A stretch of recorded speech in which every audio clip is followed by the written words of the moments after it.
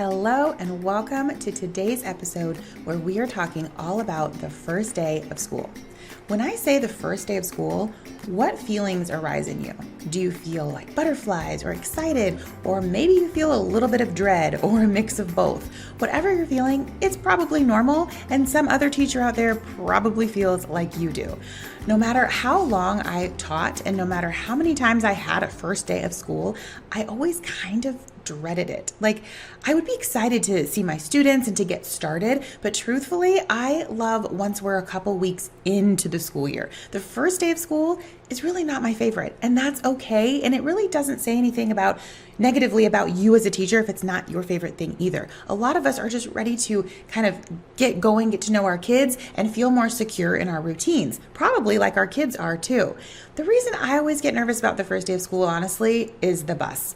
So I like to say, before we kick off first day of school tips, I want to give you the biggest tip of all. If your students have been fed and they all got on the right bus, please go home and celebrate the win. Even if the rest of your day was just chaotic and you are like, I need a nap for a whole week, if your kids were fed and on the bus, it's a win. All right. The first day of kindergarten or pre-K, it is no joke. It is tiring. It's chaotic. So please celebrate all of the little things. We're going to go through some tips in the next few minutes together to help you feel confident and ready for the first day. None of these are going to be hard or extra prep or extra things to do. It's just some stuff that I think is worth remembering. Some of them you might already do, or you might think, well, of course I'm going to do that. But I want to talk about some things that are easy to implement so that you can feel that extra boost of just confidence and feeling ready when your students walk in the first day. All right, tip number one. This is one of those like, well, of course I'm going to do this, but let's kind of get a little bit of the why behind it. So tip number one is greeting your students as they come in. Now, like I said, you might be thinking, well, who doesn't do that?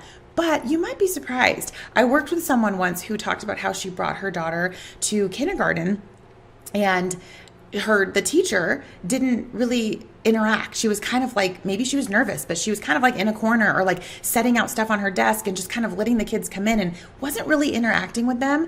And it kind of made the parent a little nervous because she's like, this is my 5-year-old I'm dropping off, right? And sometimes we do get involved in the morning routines, right? We've got stuff to do. We think, oh, well, their parents are helping them. They're coming in. It's okay. They'll be fine. But a little bit goes a long way. Saying hello and greeting them at eye level goes a long way at helping them feel comfortable and confident, and their parents too, because let's be honest, for a lot of us, it's the parents' first day of school too, depending on if this is their first child or not. And we know, and we mean this lovingly, and as a parent, I view it even differently now, but sometimes parents, it's tricky to have them for the first day too. We're not just navigating 4 and 5-year-olds, we're also navigating their parents and making them feel comfortable. So saying hello and building that connection immediately. It doesn't have to be long, because if you have like 30 kids, of course you're not going to be able to talk to each family for 5 minutes. Hopefully you've had the teacher night and things like that. But just saying, good morning, I'm so glad you're here. The biggest tip here is getting on their level. If you think about it, we're so much taller than our kids. We're kind of looming over them, which can be really intimidating. So just crouch down if you can and say, good morning, so-and-so. Good morning, Ava. Good morning. I'm so glad you're here today. That little thing can go a long way and helps them feel welcome. You're probably already doing it, but this is your reminder. This is your way to pat yourself on the back and say, oh, great. Phew, I've got one of those things for a smooth first day out of the way. Number 2, this may or may not be something you already are doing. I highly, highly recommend, if you've taken the play course, you've heard me say this, starting your day with a form of play. Now, if you don't have toys or the ability to have centers and things in your classroom, maybe you don't have a kitchen or blocks or things like that, I highly recommend having something open-ended available for students. So open-ended, it means there's no end to it. They can't say they're done. So it might be, puzzles or blocks or things they could redo or play with, or even coloring, just plain paper, right? Anything, books to look at on the tables, things that There is no way that they're going to be done. They can redo it or try a different one. But the best is really to allow them to go free play in the room. Now, I know you might be thinking, what? They don't even know how to clean up. They don't. So you're going to make sure that what you have available is minimal. You're not going to have everything out and available. We talk about that a lot in the play course and our Path to Play training as well. I'll put that in the show notes for you. But you're not going to have everything out.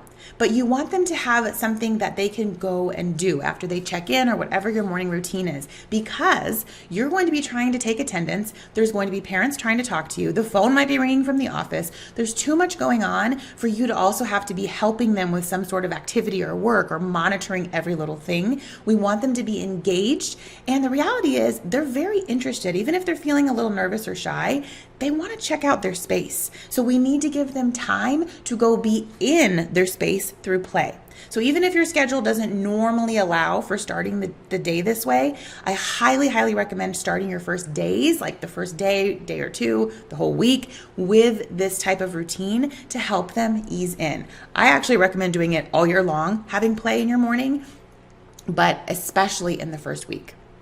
Okay, tip number 3. This I can't stress enough because it seems like an obvious tip, but we sometimes still forget. Practice everything. I can break it into all the syllables. Practice everything, even if you think you don't need to. Do not assume that they know how to do anything. They are learning how to do school. So I like this saying, write this down. You maybe have heard me say this before. Write it down, commit it to memory. In the back to school season, the first week especially, routines are the lesson plan. Put that on a sticky note. Routines are my lesson plan. So when you're making your lesson plan, we're not putting in like, a mini lesson on XYZ skills and this and that. No, because they don't even know how to come to the carpet. They don't really know how to pick a pencil or get crayons. So we need to put those things in our lesson plans. When you open my lesson plans, you will literally see things like practice using crayons. And we'll use our crayon song. I'll make sure that you have information on some of our playlist songs for back to school in the show notes as well for the Print and Play Club. But we'll use our songs for learning supplies, and that's in my lesson plans.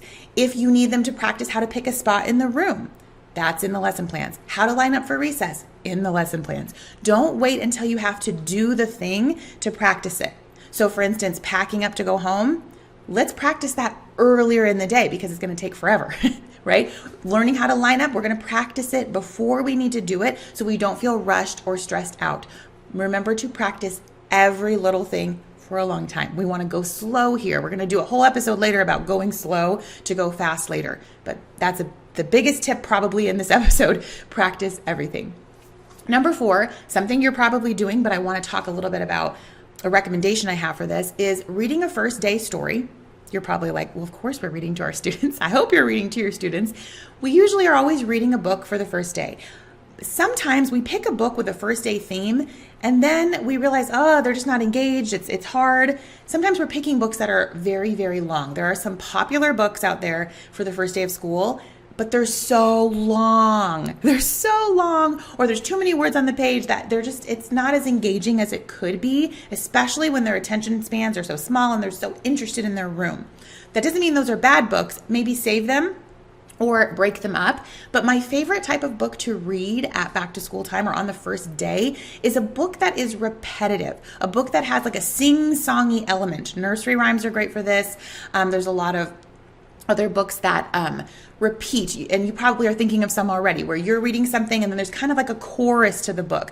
So some familiar ones, that's why I say nursery rhymes a lot too, where kids are invited to join in with you, either singing or chanting or things like that. So it doesn't have to have a first day of school theme, but having that repetitiveness gets them involved. And when they're actively doing something, it's going to keep their attention, which makes classroom management a little bit easier. So my tip here is to just kind of evaluate your first day read aloud and see, is this the one I want to keep? Okay, tip number 5, our last tip here for our quick tips for you to run through for your first day is keep your expectations low and your flexibility high. This doesn't mean we don't hold our kids to high expectations and that we don't care about, holding them to those, and we're not just, letting it be a free-for-all. But what I mean by this is the first day of school, if we go in there thinking we're going to do a million things and it's going to be perfect, we're going to be disappointed and it's going to feel harder than it is. If we go in there, like I said earlier, like, you know what? Today I am so flexible. If they eat and get on the bus, I'm going to celebrate. I'm going to go home and celebrate. That's what I mean by keeping those expectations lower, more realistic. We are celebrating the small wins in the first day of school, and we're keeping our flexibility very, very high.